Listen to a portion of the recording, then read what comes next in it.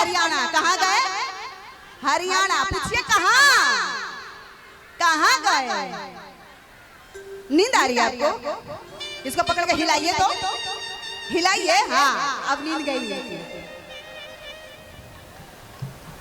तो जब भाभी घर में अकेली होती है, भैया हरियाणा चले गए कमाने के लिए, तो जो थोड़ा ज्यादा मजाकिया हमारे मुखिया जी जैसे जो भाभी को थोड़ा सा कुछ ज्यादा ही मजाक कर रहे हैं, तो क्या कह रहे हैं हमारे जब मुखिया जी अपने भाभी से जब मजाक करने की कोशिश करते हैं, हाँ हाँ, तो भाभी क्या कहती है?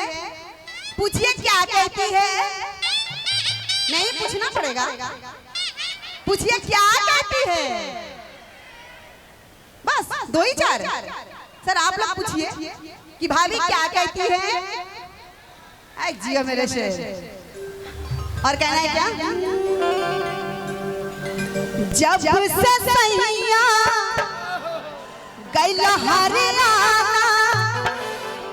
अन्न पानी भावत नहीं के, भूखे नहीं खाना, छोड़ के गैला बलवजी।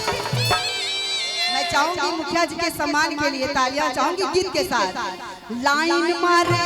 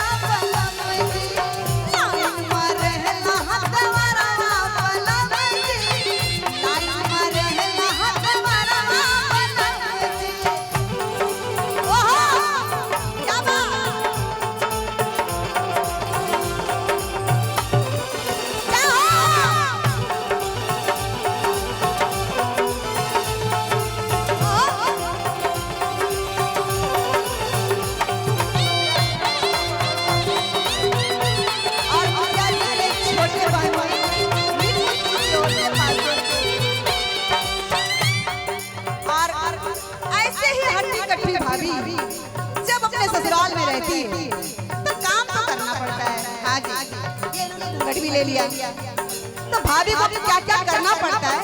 पूछिए क्या क्या? सर आप लोग पूछिए क्या क्या?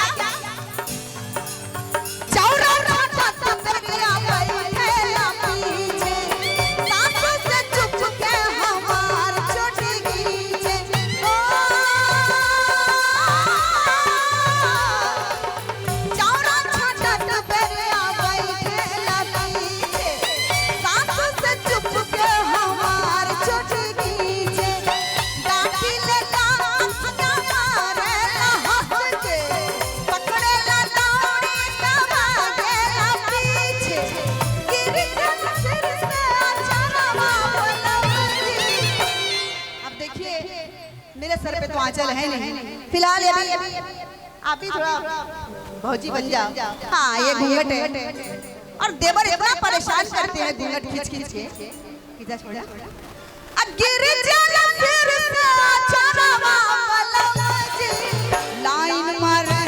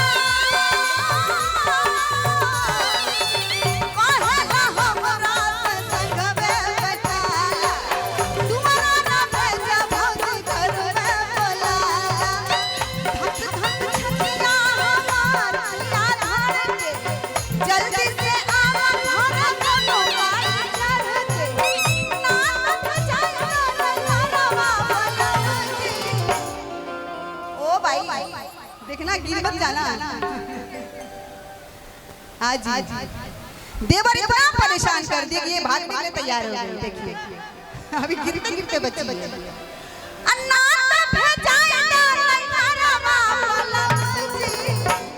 बहुत रंगीले देवर ये रह चुके होंगे। हाँ ये देखिए अपना प्रमाण दे रहे हैं। हाँ। दिल बहारे देवर लाइन मारे